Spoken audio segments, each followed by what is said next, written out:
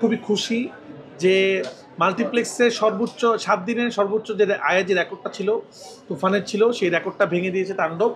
তো বাংলাদেশে এখন যতগুলো মাল্টিপ্লেক্স আছে সব মাল্টিপ্লেক্সের ৭ দিনের সর্বোচ্চ আয়ের যে নাম যে সিনেমা সেটা তাণ্ডব। তো সেটার জন্য আসলে আমার টিমকে আসলে অনেক অনেক শুভকামনা এবং আপনাদেরকে শুভকামনা, দর্শকদেরকে আপনাদের কারণে সম্ভব হয়েছে। এবং কালকে ছুটির দিন না থাকা সত্ত্বেও কালকে সব টিকিট আমাদের শো বেড়েছে, আপনারা জানেন সব টিকিট সোল্ড আউট হয়ে গিয়েছে। রবিবারের সব টিকিট সোল্ড আউট এক সপ্তাহ পরেও এই ক্রেজ, সেটা আমাদের কোনো আনন্দ দেয়, আমরা খুবই খুশি। এবং দর্শকরা একটা কথাই বলছে, তাণ্ডব এমন একটা সিনেমা যেটা হলে দেখার এক্সপিরিয়েন্সটাই ডিফারেন্ট।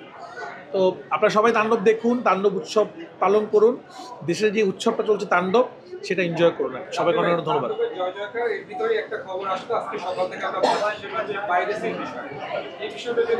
আমার মনে হয় এই বিষয়ে শাকিল ভাই বলবে। তো যেহেতু এটা ডিস্ট্রিবিউশন অ্যাঙ্গেলের প্রশ্ন, আমি যেহেতু ডিরেক্টর, এটা আমার শাকিল ভাই বললে ভালো হবে। না দেখেন, আমারও চোখে পড়েছে এটা। আমরা একটা দুইটা ফাইল আমরা দেখেছি যে সোশ্যাল মিডিয়াতে ঘুরে বেড়াচ্ছে। দেখেন, আপনার সারা পৃথিবীতে যত বড় বড় সিনেমা হয়েছে, ব্লকবাস্টার সিনেমা, ধরেন একটা এক্সাম্পল দিই, আপনি যদি ওপেনহাইমারের কথা বলেন, পরের দিনই ওপেনহাইমার পাওয়া গেছে। আবার আপনি যদি পুষ্পা 2 এর কথা বলেন, 5th ডেতেই পুষ্পা 2 পাওয়া গেছে। পুষ্পা 2 কিন্তু ১,০০০ কোটি টাকা ব্যবসা করেছে। সো দেখেন, আমাদের সবসময় একটা বিষয় থাকে যে এটা তো আসলে আমাদের আমরা যখন সিনেমা নিয়ে কাজ করি, এটার ভেতর দিয়ে আমাদের সবসময় যেতে হয়।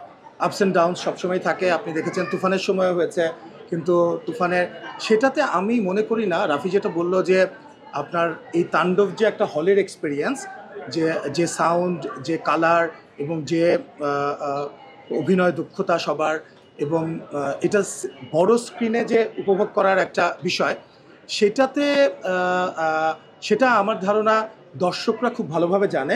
আমি আপনাকে একটা এক্সাম্পল দেই। আপনি যেটা বললেন যে সকাল থেকে দেখছেন বা গতকালকে থেকে দেখছেন, আজকে তো সব হাউসফুল যাচ্ছে। আমি একটু আগেও অ্যাপার্ট ফ্রম মাল্টিপ্লেক্সেস, আমি সিঙ্গেল স্ক্রিনে ধরেন সেনা সাভারে খোঁজ নিলাম, সেখানে হাউসফুল।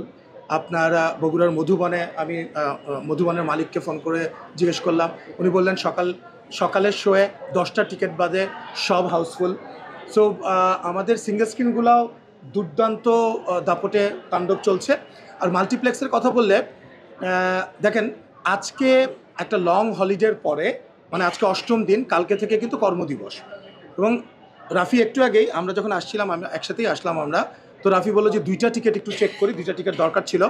কালকে সকাল 11টা, মানে কালকে কর্মদিবসের সকাল 11টার একটা শোতেও আমরা 2টা টিকিট পাইনি। আপনারা এখনই যদি চেক করেন, সো দর্শক কিন্তু আসলে আমার মনে হয় না, দেখেন ফর এক্সাম্পল আপনার একটা সময় তো সিনেমাটা ওটিটিতে আসবে, তাই বলে কিন্তু দর্শক সিনেমা হলে আসবে না তা কিন্তু না। সো যখনই আমাদের, সো আপনি বড় বড় সিনেমা যেগুলাই বলেন, আজকে পুষ্পা 2 থেকে শুরু করে যেগুলো বড় বড় ব্যবসা করেছে, সো তাদেরও যখন এরকম 2-একটা ফাইল দেখা গেছে সোশ্যাল মিডিয়াতে, তারা কিন্তু একটা পাইরেসি কন্ট্রোল এজেন্সি, ইন্টারন্যাশনাল একটা এজেন্সি নিয়োগ করে তারা করে। ওই একই এজেন্সি আমরা নিয়োগ করে প্রথম থেকেই আমরা নিয়োগ করেছি, কারণ আমরা জানি যে এই ধরনের ঘটনা ঘটতেই পারে। তো সেখান থেকে আমরা এটা কিন্তু একটা কন্ট্রোলে নিয়ে এসেছি। এবং আপনারা দেখবেন যে কোনো সোশ্যাল মিডিয়াতে, আমি একটু আগেও চেক করলাম, খুব একটা আপনি সকালে হয়তো যেরকম দেখেছেন এখন না, এবং ঠিক যে কোনো একটা ফাইল আপনি দেখতে পেলে সেটা 1 মিনিট 2 মিনিটের মধ্যে সেটা নামিয়ে দেওয়া হচ্ছে। এবং সবচেয়ে বড় কথা হচ্ছে, যারা এটা শেয়ার দিচ্ছেন অথবা যারা যে পেজ থেকে আপলোড করছেন সেই পেজ স্ট্রাইক ডাউন করে দেওয়া হচ্ছে। এবং অনেকে বুঝে না বুঝে যদি শেয়ার দিয়ে থাকে এই ধরনের কোনো কিছু, ইভেন ক্লিপ, আমি এর আগেও বলেছি, কোনো একটা ক্লিপ ভিডিও করে কেউ যদি শেয়ার দেয়, এটাও কিন্তু একটা পাইরেসির অংশ। এর আগেও আমি বলেছিলাম। আমি একটা কথা একটু শেয়ার করি, এটা আমি আগের সময় বলেছিলাম, এটা আমার অভিজ্ঞতা শেয়ার করি। কারণ অলরেডি